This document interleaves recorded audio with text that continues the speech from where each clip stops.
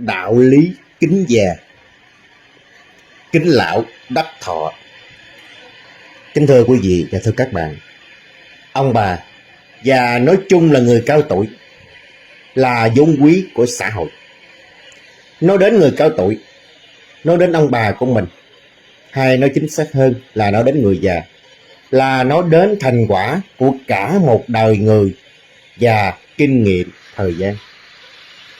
Nhiều người già ở nước ta và trên thế giới 70, 80 tuổi còn sức khỏe, vẫn lao động chân tay, vẫn lao động trí óc.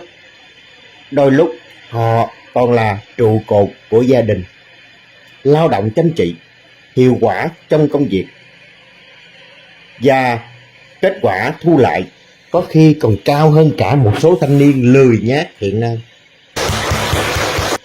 Ở cái tuổi xế chiều, ai cũng mong có một cuộc sống an nhàn, bình yên bên con cháu.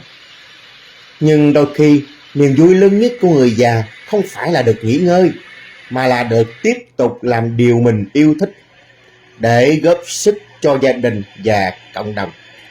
Cũng như trong clip này quý vị và các bạn thấy đấy, người già, người cao tuổi đây vẫn tiếp tục làm công việc, lao động chân tay. Với người cao tuổi, với ông bà của mình, với người già, chỉ cần con cháu thấu hiểu và luôn luôn ở bên cạnh mình, thì họ sẽ thấy mình vẫn còn có ích, vẫn còn là một phần yêu thương không thể thiếu trong tổ ấm gia đình. Chúng ta cần phải hiếu để với người già nhé. Kính thưa quý vị và thưa các bạn, nhìn chung, người Việt kính trọng người già. Câu tục ngữ yêu trẻ, trẻ đến nhà, kính già, già để tuổi cho, hầu như không có người Việt nào không biết cả. Và trong gia đình, chuyện hiếu kính với cha mẹ cực kỳ quan trọng. Và những câu ca dao nhắc về sự hiếu thuận này đối với cha mẹ già rất nhiều. Ngày nay, nếp sống sinh hoạt mới khiến các nghi lễ mang tính chất kính trọng người già ít nơi giữ được. Đã có không ít chuyện con cái bạc đãi cha mẹ, coi thường ông bà. Một số người về hưu bị coi như là lực lượng thải loại, không có giá trị nữa, không còn có khả năng làm việc, không còn kiếm ra tiền, thì không còn quyền hạn nữa. Thực ra mà nói, đó là những thái độ không tốt, không đúng đắn mà xã hội cần phải lên án và dẹp bỏ. Có thể coi những thái độ đó là một tội ác, bởi như thế khác nào là làm cho các cụ buồn, làm cho các cụ phiền, và dẫn đến giảm tuổi thọ của họ.